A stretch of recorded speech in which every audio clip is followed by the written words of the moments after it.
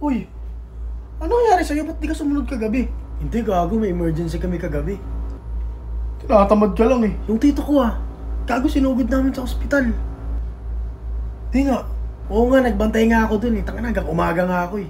Ay gago, sorry. Gago, di ko alam. Ako na lang magsasabi sa kanila na di ka makakasama. Tol, gusto ko talaga sumunod. Kung ako nga lang, tol, susunod ako dun. Tangina nga eh. Kaso magbabantay pa ako eh. Tangina eh. Pero malay mo mamaya, mamatay na yun. Uy, gago ka, bunga nga mo. Bad trip kasi tol. Kung mayroon lang iba talagang titingin, gago susunod talaga ako. Gusto ko talaga pumunta dyan. Taka sabi nga ng doktor, 50-50 na daw yung tito ko. Eh kung pagbubunutin ko kaya yung wire doon ng matuluyan na yun, no?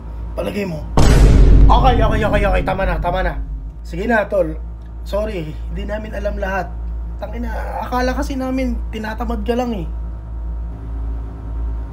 Hindi, joke lang gago. Tinatamad lang talaga ako. Wala naman akong tito dyan eh. Sunod ako mamaya. Ano oras ba tayo mamaya? Ka dito, sumunod ka sa tito mo.